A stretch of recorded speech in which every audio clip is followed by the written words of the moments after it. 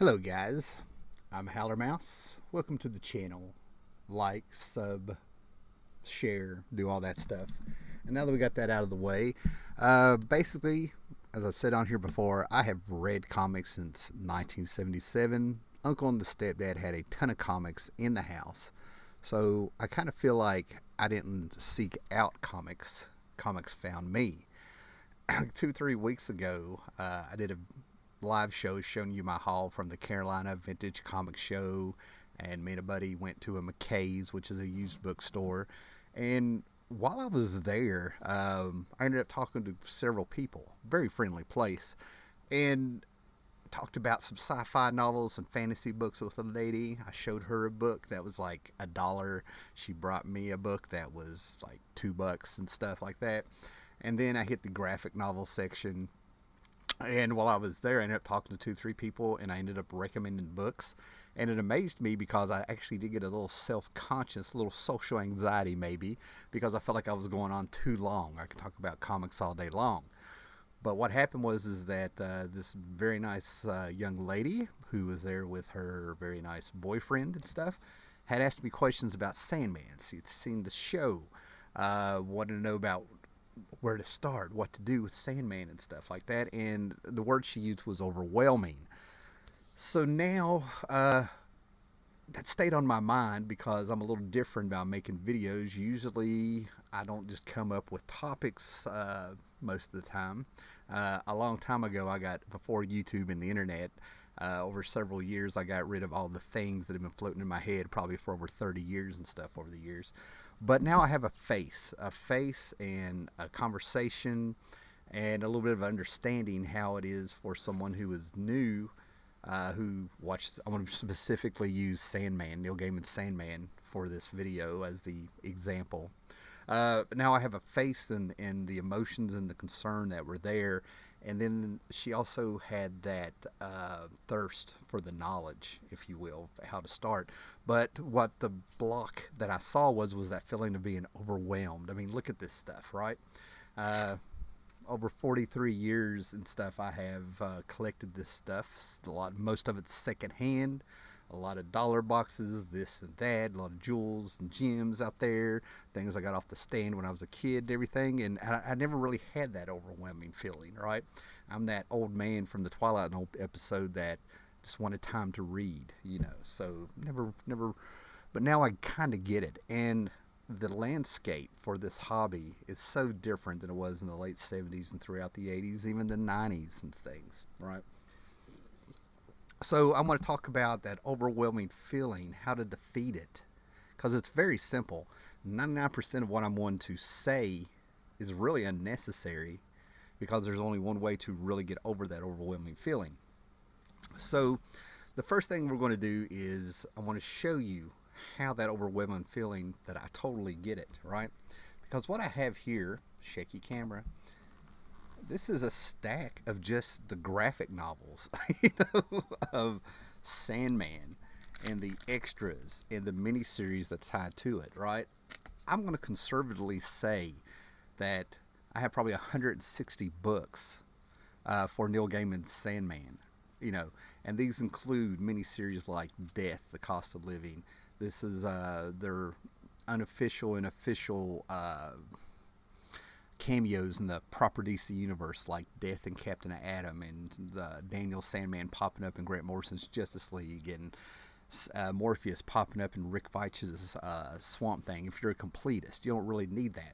Sandman is basically 75 issues plus a special, okay? And then you have these other miniseries. And then these things really took off with. Let's take a look at what we're looking at here, right? You have I have 2 of the 4 annotated Sandman, right? I have the endless specials that Jill Thomas did with watercolor. All kinds of the first print trades that came out, and these have been printed over and over and over. So my first copy of Sandman was officially, I think, number 7, right? So I've been reading Sandman since 1988, off and on, sporadically, and really hit hard those last couple years because I had access to a nearby comic book shop.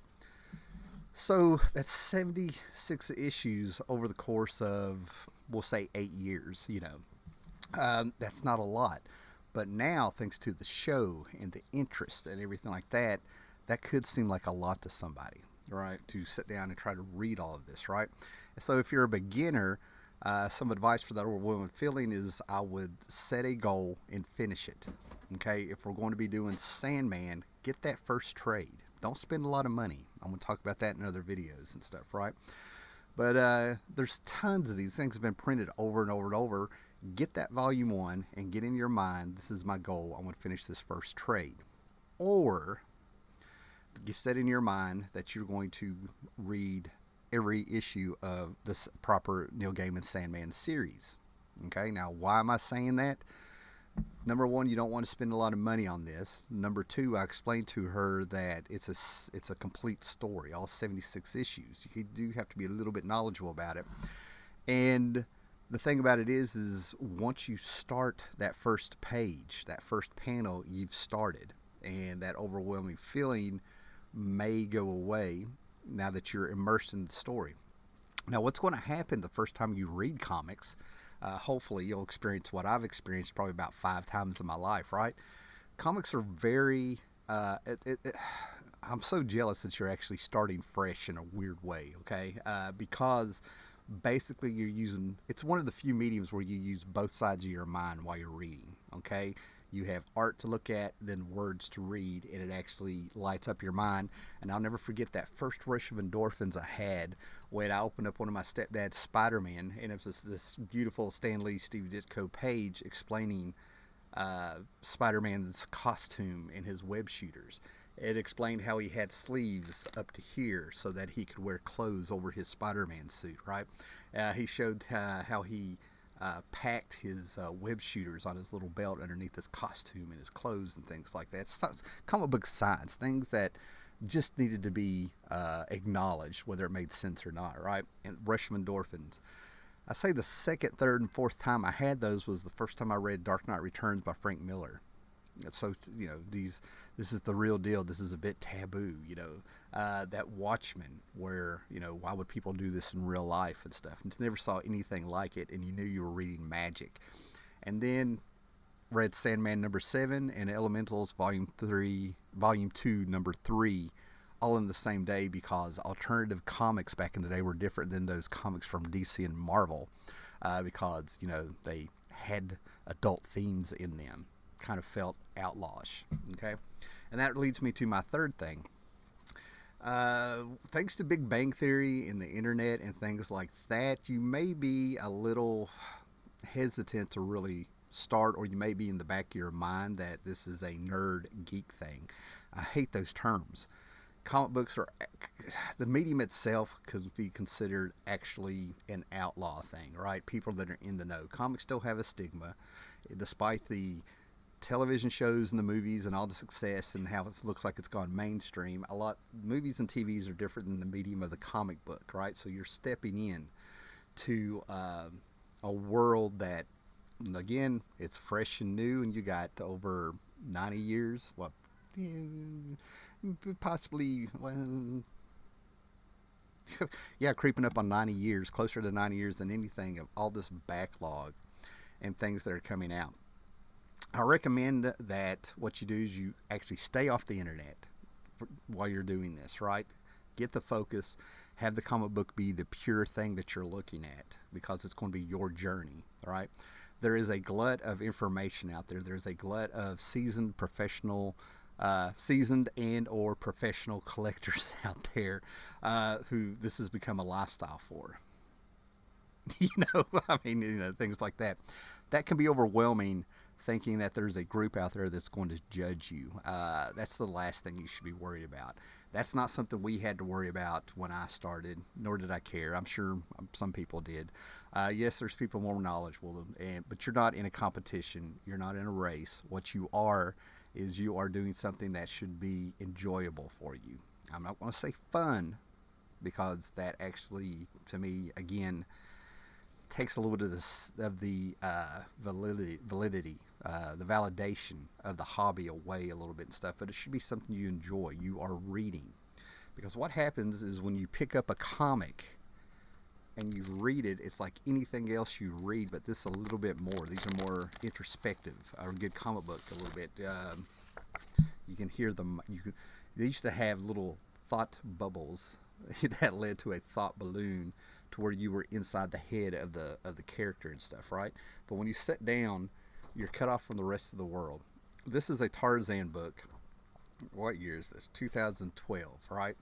We are in 2023. When you said, if you picked this book or any of these Sandman books, you are having the same experience with this book that I had in 2012. And then we could talk, the art and everything like that, right? So keep it simple is what I'm getting at. Don't worry about the YouTubers. Don't worry about feeling like you may not know as much as other people. Don't be overwhelmed that there's a whole community and there's people that have been doing this for years. It's inconsequential. It's you and the book. Okay? And again, that's what I'm trying to say. Enjoy what you're reading.